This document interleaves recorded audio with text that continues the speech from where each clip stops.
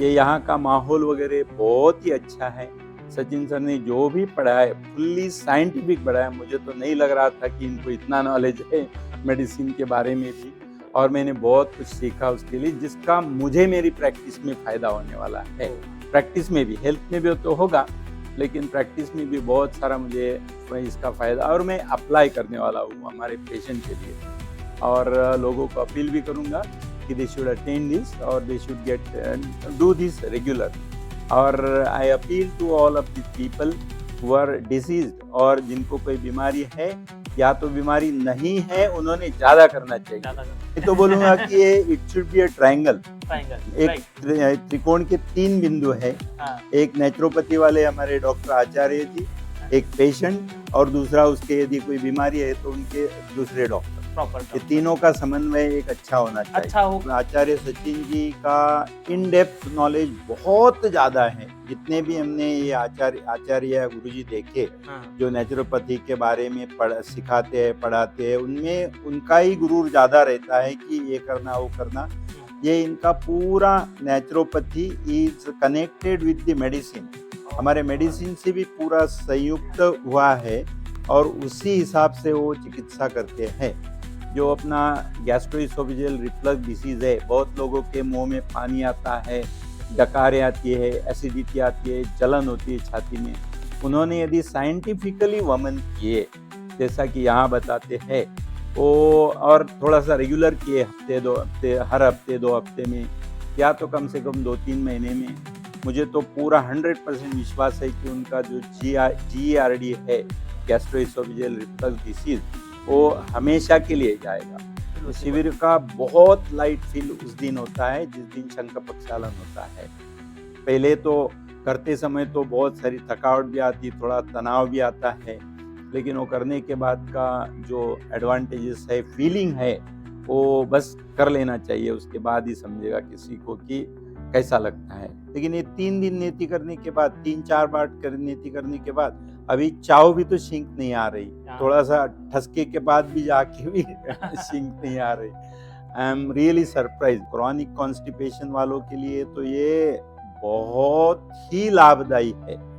शायद ये थोड़ा भी इसमें से का एक 25% भी आप रेगुलर करते जाओ तो क्रॉनिक कॉन्स्टिपेशन वाले भी हमेशा के लिए इससे मुक्ति मिल जाएंगी। नमस्कार मित्रों, मैं आचार्य Sachin, Tulsi health care centre Faizpur Vadodara Bhusawal के पास में ये सेंटर ग्रामीण क्षेत्र में बना है, पर बहुत ही मॉडर्न और व्यवस्थित रूप से बना हुआ है, जहां पर हम हर महीने 5-5 दिन के शरीर शुद्धि प्राकृतिक चिकित्सा शिविर आयोजित करते हैं।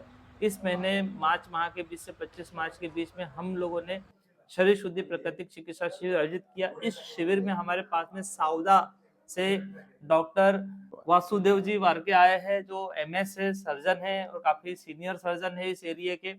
और इन्होंने निर्णय लिया कि एक चिकित्सक को भी स्वस्थ रहने का अधिकार है और स्वस्थ रहने के लिए प्रयासरत रहना चाहिए।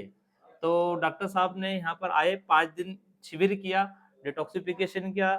तो as a medical practitioner, as a senior doctor के रूप में उनके फीडबैक, उनके अनुभव कथन हम सबके लिए बहुत ही लाभकारी होंगे। तो डॉक्टर साहब, ये 5 दिन का जो शिविर आपने किया, आप अच्छे एनाटॉमी फिजियोलॉजी के जानकार भी सर्जन हैं, और शरीर में बीमारियां के कारण भी आप लोगों को बहुत अच्छे से पता है हम लोगों की अपेक्षा। और ये चिकित्साएं आपने की, तो ये चिकित्साएं किस तरह से लाभकारी है बीमारियों से बचाव के रूप में या बीमारियों को ठीक करने के रूप में? अभी तक हमने बहुत सारे आयुर्वेद और ये नेचुरोपैथी के शिविर देखे, कई अटेंड भी किए, लेकिन यहाँ का जो माहौल है, एक तो बहुत ही प्रसन्न वातावरण है जी। मिस्टर सचिन जी, आचार्य सचिन जी का इन डेप्थ नॉलेज बहुत ज़्यादा है। जितने भी हमने ये आचार्य गुरुजी देखे जो नेचुरोपैथी के बारे में सिखाते हैं, पढ़ाते हैं, उनमें उनका ही गुरूर ज़्यादा रहता है कि ये करना वो करना। ये इनका पूरा naturopathy is connected with the medicine, हमारे मेडिसिन से भी पूरा संयुक्त हुआ है, और उसी हिसाब से वो चिकित्सा करते हैं। यानी पहले सबकी बीमारी समझ लेते हैं कि क्या क्या है, कौन से उद्देश्य से ये व्यक्ति ये शिविर में आया है, वो एक, और उसी पे ज़्यादा स्ट्रेस देके, भर देके वो उसका इलाज कराते हैं।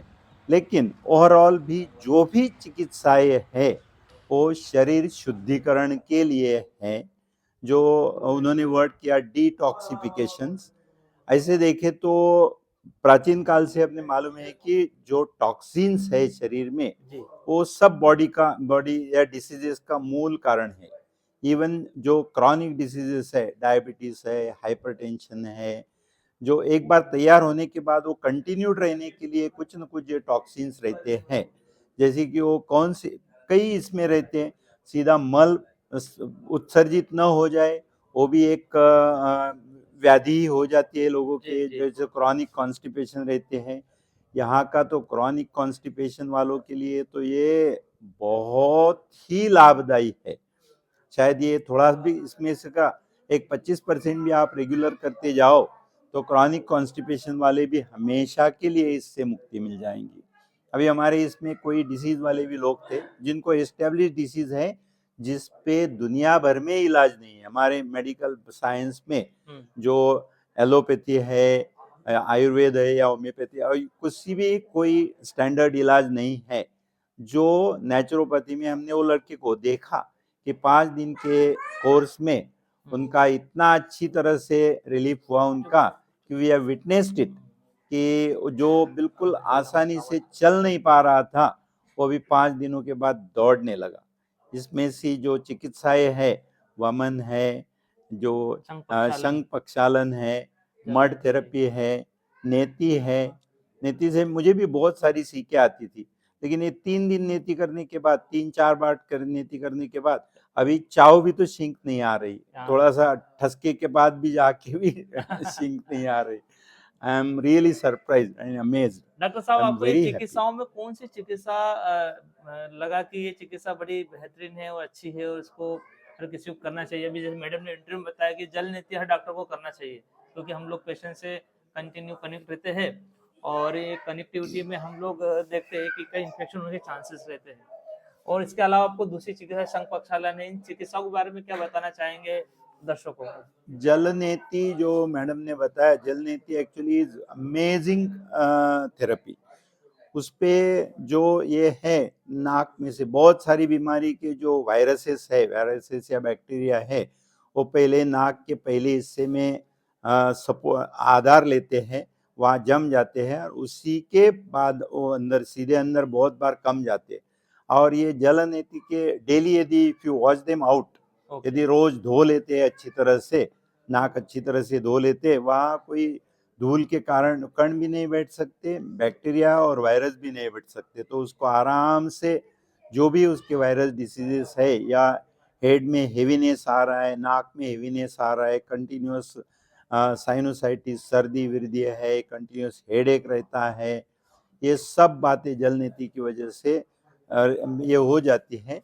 The crux is you have to do it continuously. और जैसे कि आप सर ने पूछा कि कौन सी इसमें से चिकित्सा बहुत सबसे अच्छी लगी, हालांकि सबसे अच्छी लगी तो सबको थोड़ा बहुत ही 19-20 डिफरेंस है, ऐसा ड्रास्टिक डिफरेंस तो कुछ बोल नहीं सकते। सीधा मड थेरेपी के एकदम जो सिंपल है, जो मड थेरेपी है, जो मड थेरेपी का हमने जो अनुभव किया वो बहुत ही अच्छा है। मड थेरेपी के बाद रियली जो मड रहता है वो गर्म होने लगता है, यानी इतना हीट हमारे शरीर में है ही, एकदम ठंडा, बिल्कुल ठंडा मड लगा है शरीर पे। और उसके बाद में थोड़ा बहुत पेट पे रखे, नाभि के पास अच्छा थिक लेयर रखे 1.25 इंच वाला, और उसको थोड़ी देर बाद उल्टा किए तो गर्म होने लगा। ठंडे मौसम में भी गर्म होने लगा, यानी कि वो हीट तो कहाँ से, वातावरण में तो इतनी उष्णता नहीं थी। तो और फिर भी दी किंग ऑफ दिस प्रोसीजर यदि बोले या ये बोले तो शंख प्रक्षालन वो सबसे अच्छी क्रिया लगी। प्रक्षालन के बारे में मैं डॉक्टर साहब से इसलिए डिटेल में पूछना चाहूंगा, एज ए मेडिकल प्रैक्टिशनर जो बीमारियों का मुख्य कारण होती है हमारी गट ही होती है, और एक गट से सब प्रकार की बीमारियां होती है, और गट को क्लीनिंग करना एक बहुत बड़ा टास्क होता है। डॉक्टरों को भी बहुत बड़ी समस्या जाती है, ऑपरेशन के पहले और बाद में उनको एनिमा वगैरह दिया जाता है और कितनी गंदगी रहती है। तो ये जो शंख प्रक्षालन की प्रोसेस डॉक्टर साहब ने भी करी, और तो क्या कहना चाहेंगे कि किस तरह से हेल्पफुल है ये बीमारियों को ठीक करने के लिए? शंख प्रक्षालन actually when you hear it तो हमें भी थोड़ा डर लग रहा था, या बहुत बार मोशन होएगी, फिर डिहाइड्रेशन होगा, ये हाँ। वगैरह वो। लेकिन शंख प्रक्षालन क्या कि बस किए और गए और किए, वैसी बात नहीं है। उसके लिए 2 दिन का एक प्रिपरेशन लगता है, जो ये लोग अपने से करवा लेते हैं। 2 दिन का उसका डाइट, रहना, खाना, रहना वगैरह। उसके बाद सुबह से उसकी प्रोसीजर शुरू होती है। तो पानी लेने के बाद कुछ आसन रहते हैं, जिससे अपने, क्योंकि शरीर कोई ऐसा अपन पानी लिए और या कुछ खाए तो सीधा चले जाए, ऐसा तो रहता नहीं। उसको बहुत सारी जगह रुकावट रहती है। तो ये रुकावट को सीधा रास्ता बनाने के लिए कुछ आसन रहते हैं, जैसे कि उन्होंने किया है ताड़ासन, चक्रासन, तिड़क तारासन। ये जो आसन है, मैंने भी एक्सपीरियंस किया कि वो खोलने के बाद सीधा स्टमक का आउटलेट खुल जाता है। ये ताड़ासन के बाद सीधा स्टमक का आउटलेट खुल जाता है। जो अपन ये लेते हैं पानी, वो सीधा स्टमक से एक बार आगे गया कि वो भर्र आगे चल के, और पहले 2-3 दिन रहते हैं उसमें जो मल लूज हुआ रहता है, ढीला हुआ रहता है, वो भी उसके साथ फर्र बिल्कुल आगे चला जाता है और मोशन शुरू हो जाते हैं। बाकी जो बाकी का है उसके साथ ये होता है, वो बोलते हैं 10 गिलास पियो। 10-12 गिलास पीने के बाद, पूरा होने के बाद कुछ थोड़ा सा गर्म पानी पियो, 2 गिलास गर्म पानी पियो, अपने आप मोशन बंद हो जाते हैं। उसके बाद लेते ही नहीं, और आपको डिहाइड्रेशन महसूस भी नहीं होता। मुझे तो लगता है 10 ग्लास पिए और 15 ग्लास निकल गए, फिर भी डिहाइड्रेशन कुछ उतना महसूस नहीं होता। कोई और कमजोरी, कोई थकान? थोड़ा थोड़ा घंटा 2 घंटा कमजोरी लगेगी, आप 10-15 मिनट बैठ जाओ, घंटा भर बैठ जाओ। उस दिन शाम को सबसे अच्छा लगता है। बिल्कुल बिल्कुल लाइट फील होती है शिविर बॉडी। का बहुत लाइट फील उस दिन होता है, जिस दिन शंख प्रक्षालन होता है। पहले तो करते समय तो बहुत सारी थकावट भी आती, थोड़ा तनाव भी आता है, लेकिन वो करने के बाद का जो एडवांटेजेस है, फीलिंग है, वो बस कर लेना चाहिए। उसके बाद ही समझेगा किसी को कि कैसा लगता है। और I appeal to all of this people who are diseased, और जिनको कोई बीमारी है या तो बीमारी नहीं है, उन्होंने ज़्यादा करना चाहिए ज्यादा करना चाहिए। कि जैसे कि वो बीमार न पड़े, यानी कॉन्स्टिपेशन न हो, नाक की बीमारी न हो। जो वमन वगैरह उसमें अपने गैस्ट्रोइसोफेजियल जंक्शन है, उसकी बीमारी न हो, उसके लिए वमन का स्पेशल अच्छा उपयोग है। जो अपना गैस्ट्रोइसोफेजियल रिफ्लक्स डिसीज है, बहुत लोगों के मुंह में पानी आता है, डकारें आती है, एसिडिटी आती है, जलन होती है छाती में। उन्होंने यदि साइंटिफिकली वमन किए, जैसा कि यहाँ बताते हैं, वो और थोड़ा सा रेगुलर किए, हफ्ते 2 हफ्ते, हर हफ्ते 2 हफ्ते में, या तो कम से कम 2-3 महीने में, मुझे तो पूरा 100% विश्वास है कि उनका जो GERD है, गैस्ट्रोइसोफेजियल रिफ्लक्स डिसीज, वो हमेशा के लिए जाएगा। और हमेशा के लिए जाने की छोड़ो, आप रेगुलर करो ना ये। जी, ऐसा मत कभी सोचो कि वही भैया 3 महीने में मैंने किया कि 3 महीने का। दवाई से आपकी जिंदगी भर यदि दवाई लेनी पड़ती है, हर रोज लेनी पड़ती है, तो ये 3 महीने में एक बार करो। जिंदगी तो ऐसे ही कटने वाली है। तो बिना दवाई से कटना तो बहुत, और इसको टाइम कितना लगता है? ज्यादा से ज्यादा आधा घंटा लगता है एक हाँ। वमन के लिए। तो उतना तो खुद के लिए देना ही चाहिए। अब ये यहाँ का माहौल वगैरह बहुत ही अच्छा है। सचिन सर ने जो भी पढ़ाया फुल्ली साइंटिफिक पढ़ाया। मुझे तो नहीं लग रहा था कि इनको इतना नॉलेज है मेडिसिन के बारे में भी, और मैंने बहुत कुछ सीखा उसके लिए, जिसका मुझे मेरी प्रैक्टिस में फायदा होने वाला है। प्रैक्टिस में भी, हेल्थ में भी तो होगा, लेकिन प्रैक्टिस में भी बहुत सारा मुझे इसका फायदा, और मैं अप्लाई करने वाला हूँ हमारे पेशेंट के लिए। और लोगों को अपील भी करूंगा कि दे शुड अटेंड दिस, और they should get do this regularly. Okay, thank you very बहुत मच। धन्यवाद डॉक्टर साहब, आपने अपनी एक एज ए मेडिकल प्रैक्टिशनर आपकी जो अनुभूतियां रही वो अन्य चिकित्सकों के लिए भी अच्छी रहेगी, और जो लोग क्रॉनिक डिजीज से परेशान है उनके लिए भी अच्छी रहेगी, और जो आपसे जुड़े हुए जो लोग हैं उनके लिए भी ये प्रेरणा पत्र रहेगा कि डॉक्टर साहब करते हैं ये चीज तो हमको भी करना चाहिए। दवाई खाना किसी को भी नहीं अच्छा लगता है, डॉक्टर को भी दवाई खाना नहीं अच्छा लगता है। दवाइयाँ जब इमरजेंसी के लिए वो ठीक है, जब हमको इमरजेंसी में कोई चीज हो गई तो उसके लिए वो ठीक है, पर हमेशा कोई दवा खाना पसंद नहीं करता है। दवाइयों से मुक्त जीवन के लिए, बीमारियों से मुक्त जीवन के लिए यहाँ पर 5-5 दिन के जो शिविर लगते हैं, आप आइए। रहने करने की व्यवस्थाओं के वीडियो इसके बाद में आप देख लेंगे, किस तरह का परिसर, किस तरह की व्यवस्था है। भुसावर रेलवे स्टेशन से मात्र 18 किलोमीटर की दूरी पर यह सेंटर स्थित है। बोलना है और थोड़ा तो डॉक्टर दूसरा आपको जो बोलना चाहते हैं। एक थोड़ा सा रह गया, हाँ जैसे कि डायबिटीज है, हाइपरटेंशन है और जी। क्रॉनिक डिसीजेज, इसको लाइफ टाइम बीमारी लगती है, हाँ दवाई लगती है। जी जी जी तो उसमें अपने और बहुत सारे डोसेज भी, हाई डोसेज भी लग सकते हैं, उनके साइड इफेक्ट्स रहते हैं। जी तो ऐसा एक्सपेक्ट भी नहीं करना चाहिए कि भैया ये मेरी पूरी 100% छूट जाएगी और हमेशा के लिए छूट जाएगी। ये छूट जाने के लिए जैसा भी आपने किया है, उसमें उसका आहार विहार विचार सब लाने के बाद कुछ कम भी हो जाए, कम भी हो जाए। आधी भी हो जाए, उसके और कम हो जाए तो। और दूसरी बात कि ये दवाई अपने रेगुलर चेकअप है वो छोड़ना नहीं है। छोड़ना नहीं चाहिए। हाँ, आप नेचुरोपैथी किए, हाँ भैया मैंने वोमेन किया या मैंने ये किया और मेरी डायबिटीज तो अभी कंट्रोल में आ गई थी और मैं अभी कुछ भी खाऊं और ये हूँ तो मेरा डायबिटीज हमेशा के लिए जिंदगी भर के कंट्रोल में चाहिए, वैसा होगा नहीं और वैसा कभी पॉसिबल भी नहीं है। आप हमेशा के लिए रखो, हमेशा के लिए स्वस्थ रहोगे और मिनिमम मेडिसिन लग सकती है। और दूसरी बात कि आपने जो रेगुलर चिकित्सक होंगे, जो उनसे संपर्क स्पेशलिस्ट बना के रखें। चिकित्सक होंगे, उनसे संपर्क बनाए रखना। इनको इन्होंने सलाह दी घर में करने का है सब, उनको उसमें यदि कोई मैं आपको हमेशा कठिनाई बताता हूँ आ डॉक्टर जाए। साहब की जैसे आपको दवाई कोई बंद नहीं करना है, आप अपनी लाइफस्टाइल डिसऑर्डर इसको लाइफस्टाइल यस से मेंटेन करने की प्रयास कीजिए। मेडिसिन के जो साइड इफेक्ट होते हैं वो मिनिमाइज हो जाते हैं यस और मेडिसिन अपना जो काम कर रही हो तो करती है। तो आपका जो क्रोनिक डिजीज है, क्रोनिक डिजीज के लिए कंटिन्यू रेगुलर चेकअप होना चाहिए, रेगुलर आपके डॉक्टर से संपर्क होना चाहिए और आप अपनी लाइफस्टाइल को मैनेज करेंगे तो जो चिकित्सक आपसे जुड़े हुए हैं उनको भी अच्छा लगेगा कि ये हाँ, पेशेंट मेरी अवेयर है। आधी दवाई पे आ गए। आदि दवाई पे आ गए तो डॉक्टर को आप अपनी दिनचर्या, आहारचर्या और विचारचर्या पॉजिटिविटी के साथ में जब मिलेंगे तो डॉक्टर को भी प्रैक्टिस करने में खुश अच्छा होगा। लगता है।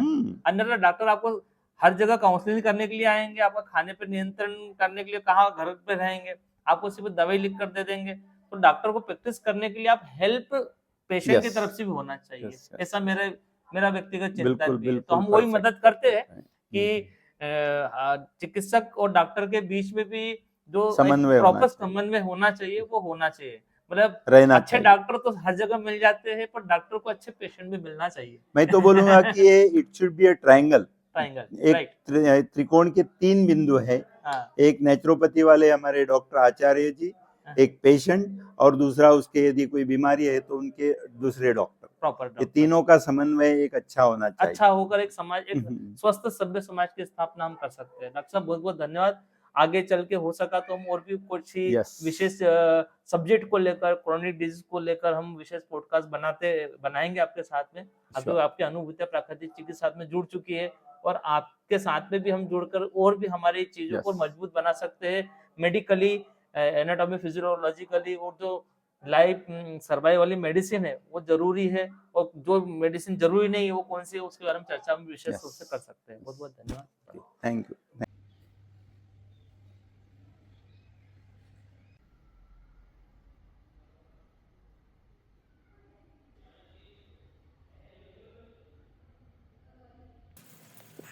Bye.